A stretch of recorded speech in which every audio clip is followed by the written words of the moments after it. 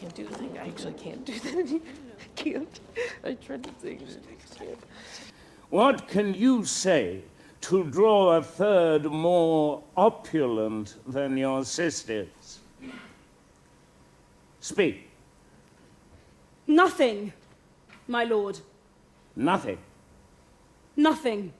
All right, so I want to talk about King Lear and Succession. And now I know there are already a number of YouTube videos on this topic, and I don't aim for this to be the definitive one. I'm not going to try to tease out all or even most of the parallels that exist between Shakespeare's play and the HBO series. In fact, I really want to focus this video on a single parallel, a single point of intersection or inspiration between the two. Because, let's face it, there are already a ton of videos out there exploring the ways in which King Lear inspired Succession and teasing out some of the connections that exist between the two works. And I'm reluctant also to do something really comprehensive because I think you could fall into the trap of treating Succession as if it were simply a contemporary adaptation of King Lear, which I don't think is what's going on at all.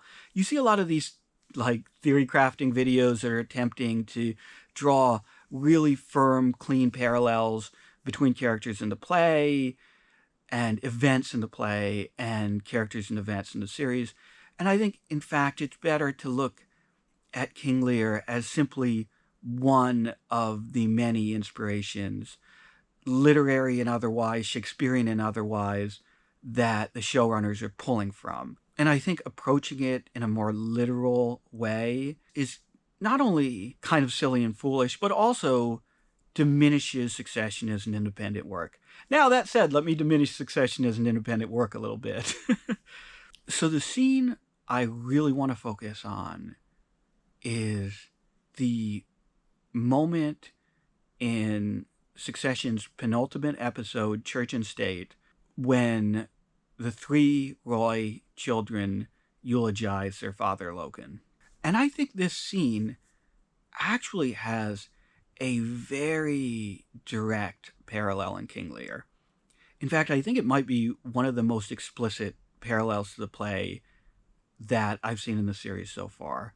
Outside of, the obvious fact that it deals with a kind of aging monarch and his three children. So you might say, I don't remember King Lear having a scene where his children eulogize him. And of course there is no scene like that in the play because all three of Lear's children predecease him. They die before him at the end of the play. I guess spoiler alert for one of the most famous works of drama of all time. But yeah, Regan, Goneril, and Cordelia don't make it out of the play alive. And neither, of course, does Lear, but they die before he does. However, I think there is a clear connection between this scene and King Lear. It's just that the moment in King Lear that's being referenced here, or that the scene may be drawing inspiration from, actually comes very early in the play. In fact, it's at the very beginning of the play. And that's the moment when Lear is making the decision about how he's going to divide up his kingdom among his three heirs, his three daughters, and he does a remarkably narcissistic thing. He goes to each of his three daughters, Cordelia, Regan, and Goneril, in turn, and asks them to tell him how much they love him, how much he means to them. And what happens is Lear's eldest daughter and middle daughter, Cordelia and Regan, both shower praise upon their father. They talk about how they love him more than anyone else in the world. Here, I'll actually read just a little bit here. His first daughter, Goneril, says, "Sir, I love you more than words can wield the matter, dearer than eyesight, space, and liberty, beyond what can be valued, rich or rare, no less than life, no less than life." So she's saying she loves her father more than she loves life itself. And then his second daughter, Regan, makes a conscious attempt at one-upsmanship. In fact, let me read a little bit of what she says. Only she comes too short. She's talking about her sister here. Only she comes too short, that I profess myself an enemy to all other joys, which the most precious square of sense possesses, and I find I am alone felicitate in your dear highness's love. So what she's saying, what she's saying in a more contemporary way is, actually, I love you even more than Goneril. I love you even more than my daughter, which is kind of the second mover's advantage. She could just say, oh yeah, my sister said she loves you, but I love you even more. And in fact, she says she loves him even more than any other joy. There's nothing in the world that brings her more joy than her father, which is a truly touching sentiment if you know nothing about how the rest of the play goes. So then Lear moves on to his third and youngest daughter, Cordelia, and she refuses to flatter him. It's not that she doesn't claim to love him. It's that she refuses to shower him with this exuberant, falsely excessive praise. And I'm going to read just a little bit of that here. So Lear says, what can you say to draw a third more opulent than your sisters? Speak. And Cordelia says, nothing, my lord. Lear says, nothing? Cordelia says, nothing. Lear says, nothing will come of nothing. Speak again. Cordelia says, unhappy that I am, I cannot heave my heart into my mouth. I love your majesty, according to my bond, nor more nor less. So what Cordelia is saying here when she says she cannot heave her heart into her mouth is basically that language is ill-equipped to express emotion, to express profound emotion. In some ways, she's saying that old cliche, which is, there are no words to express my love. But she's not saying it in the way that cliche is usually meant. She's not saying, there's absolutely no way language can express how much I love you. Instead, what she's saying is, the contents of my heart cannot be translated into language in a pure and honest way, which is an incredibly lucid and modern thought. But she's also taking, in this moment, a very clear and principled stand against empty flattery. She's saying that love cannot be expressed merely, purely, or correctly, or truly, honestly, through words.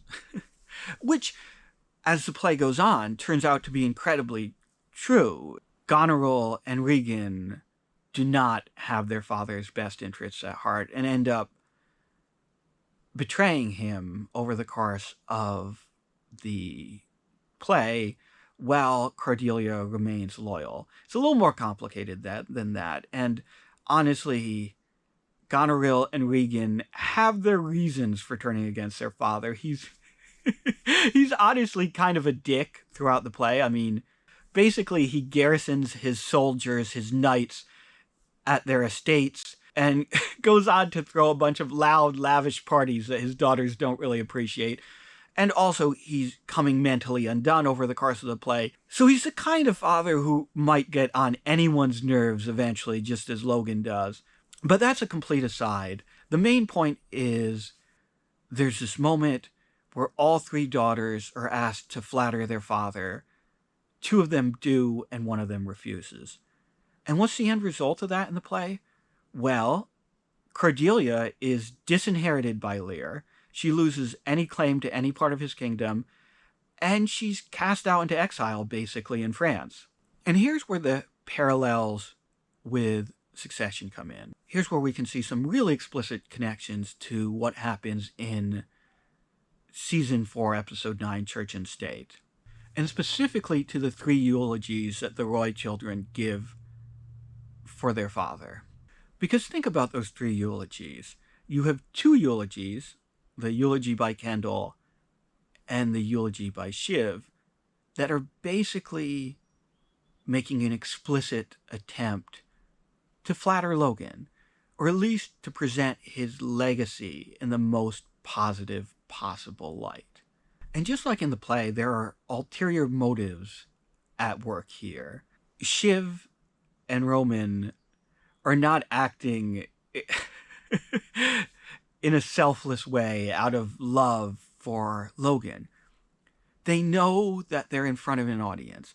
And in fact, just like Goneril and Regan are entirely aware that their words are going to determine what share of their father's kingdom, what share of their father's inheritance they get, Shiv and Kendall are very much aware of the audience that they're in front of how their words could determine the future of Waystar Royco and could impact the different plays that they're both making to be seen as their father's heir, to be seen as their father's successor. At this point, both Kendall and Shiv are very much playing for the CEO position. Shiv wants to convince Madsen to make her CEO if the acquisition goes through. Kendall is trying to block the acquisition so that he can remain CEO. And so their eulogies are actually a kind of audition, a kind of job interview, and are very much focused towards trying to secure a material outcome, secure their piece or the entirety of their father's estate, just as is the case with Goneril and Regan. Of buildings he made stand, of ships, steel hulls, amusements, newspapers, shows, and films, and life, bloody, complicated life. He made life happen. You did okay, Dad. We're all here, and we're doing okay. We're doing okay. So, goodbye, my dear, dear world of a father. And in the cases of both King Lear and Succession, there's a third child who doesn't flatter their father. There's a third child who says nothing. You know, in the case of the play, Cordelia explicitly uses the word nothing, and Roman finds that he's incapable of saying anything. He gets to the podium to eulogize his father, and words completely fail him. He just breaks down. And there's that moment where his voice falters, which is so rare for Roman. Roman, who always seems to have something to say, who always seems to be talking, even when he shouldn't be, even when the thing he's saying is inappropriate, and who is always so ironic and detached and unemotional. For him to have this moment of real, sincere emotion and for it to leave him speechless is incredible. And of course, just as Cordelia is speechless, just as Cordelia says nothing out of true love for her father, out of an unwillingness to lie to her father, out of an incapacity of words to express what she really feels, so too does Roman find himself speechless because he actually loved Logan. It's a moment of unbelievable, honest love for his father and honest grief at the loss of his father. When he, after he's left the podium and he turns to his siblings and looks at the casket and says, "Is he really in there? My God." Is he in there? Yeah. What can we get him out? Is there a more sincere expression of grief than that? And it really underscores the degree to which, for everyone else up to this point, Logan's death has been, to some degree, a play. And I don't want to get at the ironic Hamlet play within a play thing here, but there has been so much calculation and there has been so much consideration paid up to this point for appearances and how these characters are supposed to grieve and how their approach to their father's death will impact their future within the company, that there really hasn't been, outside of the immediate aftermath of Logan's death in the Connor's wedding episode, there really hasn't been a moment of actual, direct, sincere grief. And we finally get that from Roman in this episode. And instead of coming in the form of a touching eulogy for his father, it comes in the form of an inability to speak, an inability to express himself, in the form of a kind of nothing, just as Cordelia says nothing. And, interestingly, it seems like the consequences for Roman will be very similar to the consequences that Cordelia faced in the play. By the end of the episode, it seems as if Roman has been disinherited in a way. Certainly, he's in an inauspicious position compared to his two siblings. At the end of the episode, it seems as if Madsen and Shiv have been successful in striking a deal to prevent the merger from being blocked. And we also see that Kendall has engaged in some politicking of his own during the funeral and is preparing to launch an offensive to try to block the acquisition at the shareholders' meeting. Whereas Roman is in a much less advantageous position. In fact, as Kendall tells him near the end of the episode, you fucked it.